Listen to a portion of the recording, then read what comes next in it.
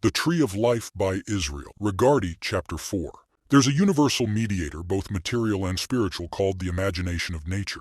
It's a receptacle for motion vibrations and form images, essential in practical magic. Levi refers to the magical agent as the substance of the formative world, particularly the sphere of Yesod, which translates to foundation or basis in Hebrew. In theosophical philosophy, Yesod equates to the astral light. This light is described as an omnipresent and all-pervading medium of subtle matter, electric, magnetic, and radioactive in nature, forming a four-dimensional plane. This passage describes the astral light using various symbolic representations found in ancient monuments and mythologies, such as the girdle of Isis, serpent symbols, and other mythological figures. It illustrates the diverse cultural interpretations of this universal agent in esoteric traditions. The French Magus describes the astral light using symbolic language that may seem verbose but holds significant meaning. These symbols, if carefully interpreted, offer valuable insights into the nature of this subtle plane. Vibrating at a different frequency than physical matter, the astral light contains the blueprint of creation, representing all forces and ideas from higher realms. It serves as both substance and motion, with perpetual movement in opposing spiral lines. Lord Salisbury likened the ether to the nominative of the verb to undulate. The formative world, recipient of higher creative forces, shares similarities with the ether of science, albeit with a crucial difference.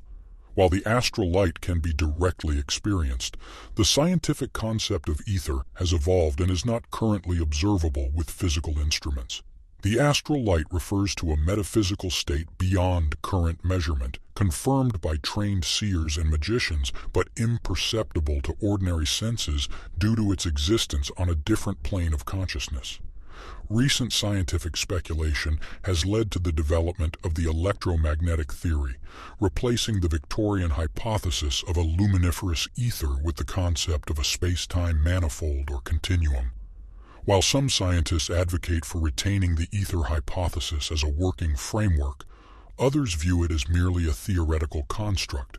However, both groups essentially entertain the same concept, as noted by Sir Arthur Eddington and Sir James Jeans. The idea is that electromagnetic phenomena occur within a continuum of four dimensions, where space and time are inseparable. This notion aligns closely with the concept of the anima mundi, or Azoth, as described by eminent magicians throughout history. The scientific ether, which serves as the medium for vibrations throughout space and time, closely resembles Levi's astral light. The theurgists define this etheric plane as a refined, magnetic, and electric substance, serving as the foundation for the arrangement of forms in the physical universe. In its lowest aspect, it encompasses the instincts and energies of animals, while its higher manifestations border on the divine.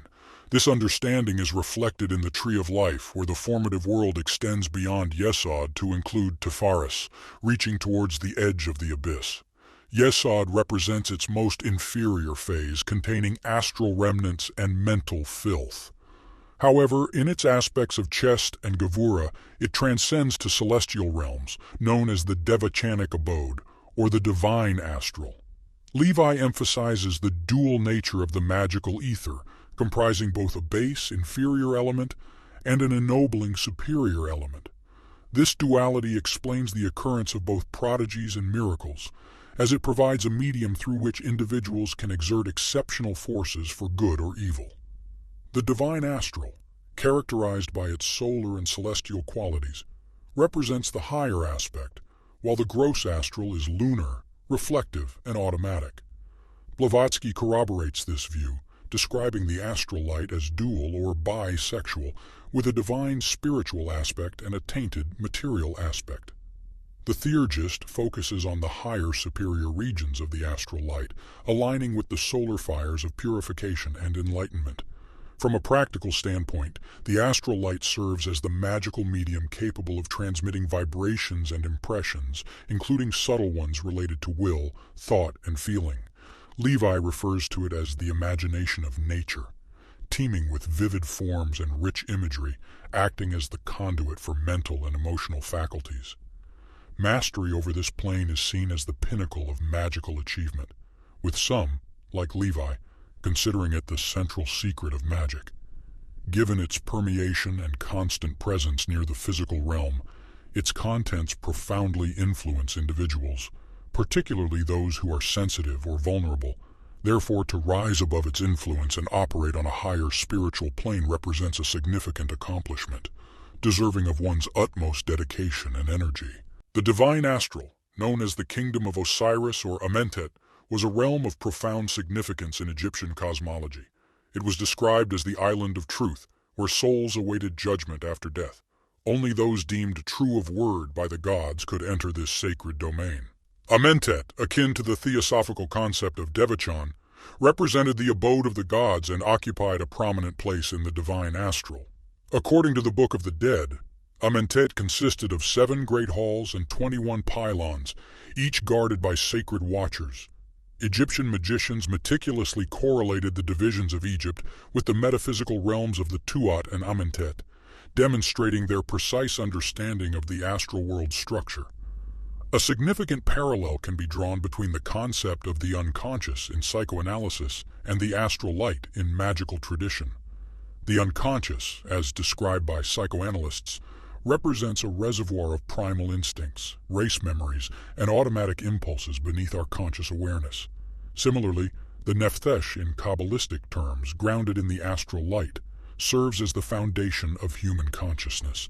Just as the unconscious can be both a source of inner turmoil and creative inspiration, the lower aspect of the astral light harbors primal instincts and conflicts that trouble many individuals.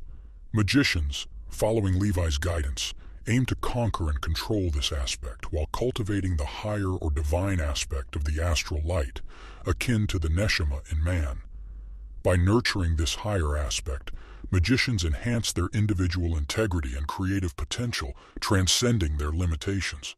The astral light, ever present and pervasive, serves as the medium of our existence and consciousness. Every thought we think leaves an imprint on this subtle plane, merging with its essence to influence other minds. Like a fish in water, we constantly breathe in and out this magical agent, absorbing energy and adding impressions with each moment. It acts not only as the imagination of nature, but also as the memory of nature, recording every act, thought, and emotion for eternity. Eliphas Levi aptly describes it as the book of consciences, wherein all our actions are inscribed, visible to those with the ability to perceive. Thus, there are no solitary or secret acts. Everything we truly will and confirm through our deeds is written in the astral light. While the memory of the astral light might seem fascinating to some, the theurgist does not delve into it extensively, as it holds little practical utility for their primary goal of self-knowledge and divine union. Instead, the theurgist focuses on ascending to higher spiritual realms. However, they do recognize the astral light's value as a dynamic magnetic plane, adept at focusing forces and intelligences for their work. Additionally, it provides a reflection of oneself, aiding in the pursuit of self-knowledge through reliable data obtained from observation. The astral light naturally segregates the good from the evil, with impure thoughts lingering longer in its lunar realms while virtuous ones ascend to higher, harmonious regions. This separation results in the contamination of the astral light, akin to a toxic shroud enveloping humanity, described in mystical texts as the klephos, or excremental shells. These malevolent elements are seen as hindrances to spiritual progress. If left unchecked, this process would eventually poison humanity. Despite efforts by mystics to transmute base elements into good, the malefic force can accumulate, leading to natural disasters and societal upheavals. Eliphas Levi likened the astral light's equilibrium to social order and progress, disrupted by chaos but eventually leading to a new era of enlightenment and civilization. Indeed, the astral light embodies both sanctity and destruction, symbolizing both celestial realms and depths of depravity. Just as it facilitates universal calamities and societal unrest, it holds the potential to usher in a new era of harmony and order. Amidst the chaos of the present, there lies a key to forging a more gracious civilization, offering hope for a brighter future amidst the turmoil of the times. The theurgist's pursuit of spiritual enlightenment may seem self-centered on the surface, but in reality, It holds the promise of benefiting all of humanity. Just as a sage proclaimed, "If I be lifted up, I will lift all mankind with me." Through the Theurgist's attainment of divinity and union with the universal soul, divine essences may descend into the world and uplift humanity. As Proclus observed, the Theurgist, having united with the universal soul, becomes capable of serving mankind by instigating changes in the formative world, which then manifest on the physical plane, elevating minds and restoring harmony. However, until the magician achieves inner harmony and equilibrates with the universal essences, their power remains limited. Only when their own life embodies beauty and illumination can they fulfill the utopian dream of benefiting humanity.